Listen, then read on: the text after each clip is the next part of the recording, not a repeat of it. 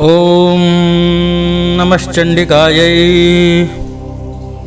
श्रीमद्देवी भागवत महापुराण तृतीयः स्कंधः अथ प्रथमोऽध्यायः। राजा जन्मेजय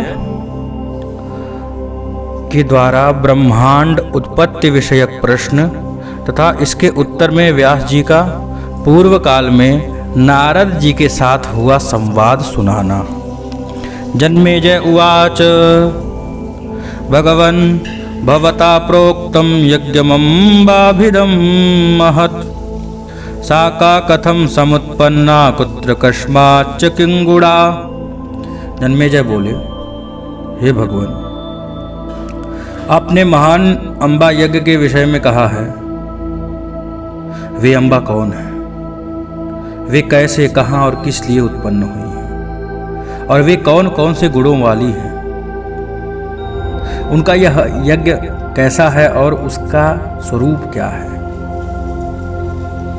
हे दयानिधान, आप सब कुछ जानने वाले हैं, उस यज्ञ का विधान सम्यक रूप से हमें बताइए। हे प्रभु, अब विस्तार पूर्वक ब्रह्मांड की उत्पत्ति का वर्णन कीजिए।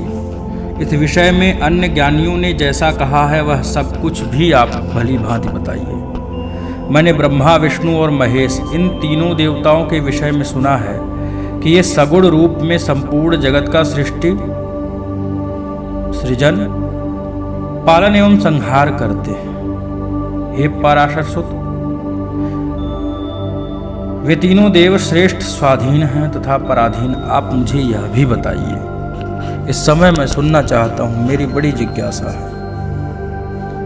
वे सच्चिदानंद स्वरूप देवगण मरण धर्मा हैं अथवा नहीं, और वे आदि भौतिक, आधिदैविक तथा आध्यात्मिक इन तीन प्रकार के दुखों से युक्त हैं अथवा नहीं।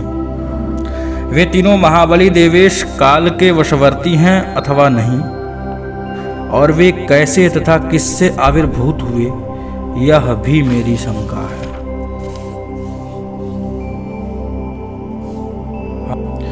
हे मुने, क्या वे हर्ष, शोक आदि द्वंद्वों से युक्त हैं? क्या वे निद्रा एवं प्रमाद आदि से प्रभावित हैं? क्या उनके शरीर सप्त धातुओं से, जैसे अन्न, रस, रुधिर, मांस, मेद, मज्जा, अस्थि, वीर्य से निर्मित हैं अथवा नहीं? वे किन द्रव्यों से निर्मित हैं? वे किन किन गुणों को धारण करते हैं? उनमें कौन कौन सी इंद्रियां अवस्थित हैं? उनका भोग कैसा होता है तथा उनका आयु का परिमाण क्या है? इसके निवास स्थान, जो ये लोग हैं, इनके निवास स्थान एवं विभूतियों के भी विषय में मुझे बतलाइए। हे ब्रह्मन, इस कथा को विस्तार पूर्वक सुनने की मेरी अभिलाषा है। व्यास जी कहे कि हे महामति राजन, ब्रह्मादि देवों की उत्पत्ति किससे हुई? इस समय आपने यह बड़ा दुर्गम प्रश्न किया। हे राजन, पूर्व में मैंने यही प्रश्न देवर्षि नारद से पूछा, तब विस्मित होकर वे उठ खड़े हुए और उन्होंने जो उत्तर दिया था उसे आप सुनिए। किसी समय मैंने शांत, सर्ववेत्ता तथा वेद विद्वानों में श्रेष्ठ नारद मुनि को गंगा के किनारे विद्यमान देखा। मुनि को देखकर तथा प्रसन्न होकर मैं उनके चरणों में गिर पड़ा। उनके द्वारा आज्ञा देने पर मैं उनके पास ही एक सुंदर आसन पर बैठ गया। कुशल क्षेम की वार्ता सुन करके सूक्ष्म बालू वाले गंगा तट के निर्जन स्थान पर बैठे हुए ब्रह्मापुत्र देवर्षि नारद ने मुझसे पूछा, आप अपने कुशल मंगल को बताइए, हालचाल कैसा है? जो होता है प्रारंभिक बातचीत किए आपस में। फिर नारद जी से मैंने पूछा कि हे महामति, इस अति विस्तीर्ण ब्रह्मांड का प्रधान कर्ता कौन है? उसे आप मुझे सम्यक रूप से बताइए। हे मुनिश्रेष्ठ, इस ब्रह्मांड की उत्पत्ति किससे हुई है? आप मुझे यह भी बताइए कि यह ब्रह्मांड नित्य है अथवा अनित्य। यह ब्रह्मांड किसी एक के द्वारा रचित है अथवा अनेक कर्ताओं द्वारा मिलकर के इसका निर्माण किया गया है। किसी कर्ता के बिना कार्य की सत्ता संभव नहीं है। इस विषय में मुझे अत्यंत संदेह हो रहा है। इस प्रकार इस विस्तृत ब्रह्मांड के विषय में विविध कल्पना करते हुए संदेह सागर में डूबते हुए मुझ दुखी का आप उद्धार करें। आप लोग सदाशिव महादेव प्रलय तथा उत्पत्ति से रहित आत्मा राम देवेश त्रिगुणात्मक निर्मल हर संसार के उद्धार करने वाले नित्य तथा सृष्टि पालन संहार करने वाले भगवान शंकर को ही मूल कारण मानकर उन्हें ही ब्रह्मांड का रचयिता कहते हैं। दूसरे लोग श्री हरि को सबका प्रभु ईश्वर परमात्मा अव्यक्त सर्वशक्तिमान भोग तथा मोक्ष प्रदाता शांत सबका आदि सर्वतोमुख व्यापक समग्र संसार को शरण देने वाला तथा आदि अंत से रहित जानकर उन्हीं का स्तवन करते हैं।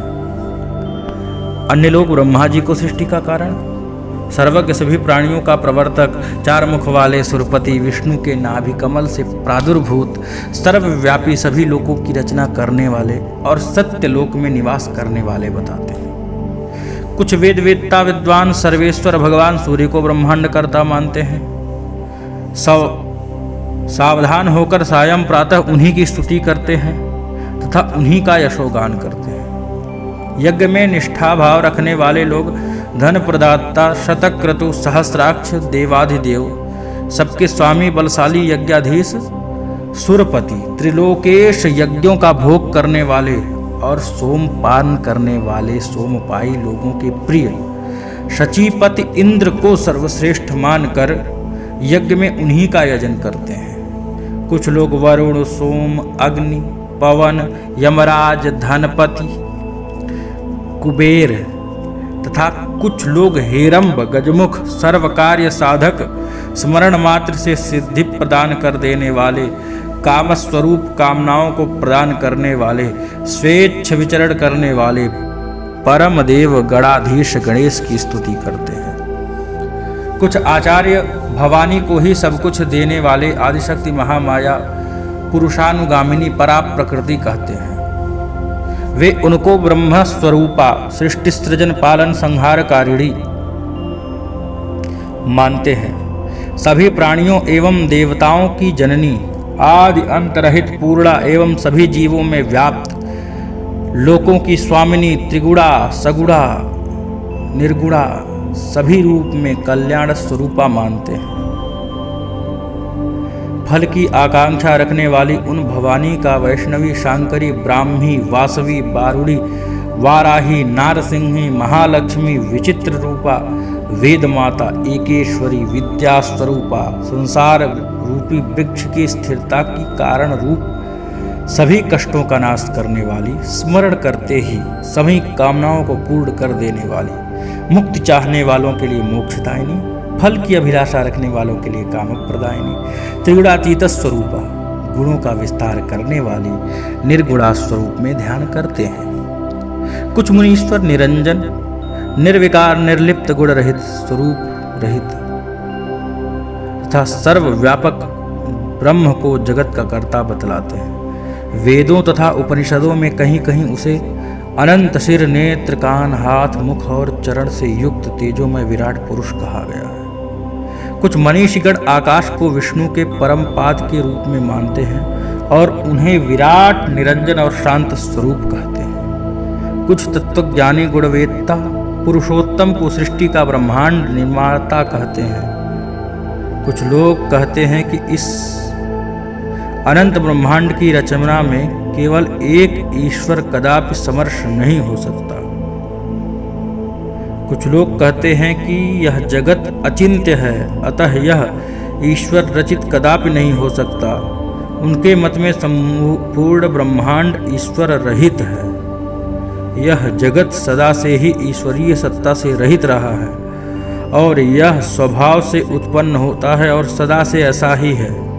यह पुरुष तो कर्तृत्व भाव से रहित कहा गया है और वह प्रकृति भी सर्वसंचालिका है, मतलब प्रकृति ही सर्वसंचालिका है। कपिल आदि सांख्य शास्त्र के आचार्य ऐसा ही कहते हैं। हे मुनिनाथ, मेरे मन में ये तथा अन्य प्रकार के और भी संदेह पुंज उत्पन्न होते रहे हैं। नाना प्रकार की कल्पनाओं से उद्विग्न मन वाला मैं क्या करूं? धर्म तथा अधर्म के विषय में मेरा मन स्थिर नहीं होता। क्या धर्म है और क्या अधर्म है, इसका कोई स्पष्ट लक्षण मुझे नहीं प्राप्त हो पाया आज तक। लोग कहते हैं कि देवता सत्य गुण से उत्पन्न होते हैं और वे सत्य धर्म में स्थिर रहते हैं। फिर वे देवगण पापाचारी दानवों द्वारा प्रताड़ित किए जाते हैं। फिर धर्म की व्यवस्था कहाँ रह गई? धर्मनिष्ठ और सदाचारी मेरे वंशज पांडव भी नाना प्रकार के कष्ट सहे, विवशता पूर्वक सहना पड़ा उन्हें। ऐसी स्थिति में धर्म का क्या मर्यादा रह गई? हितात, इस संशय में पड़ा हुआ मेरा मन अतीव चंचल रहता है। हे महामुनि, आप समर्थ हैं, अतः मेरे हृदय को संशय मुक्त कीजिए। हे मुनि, संसार सागर के मोह से दूषित जल में गिरे हुए तथा बार बार डूबते उतराते हुए मुझ अज्ञानी की अपने ज्ञान रूपी जहाज से रक्षा कीजिए।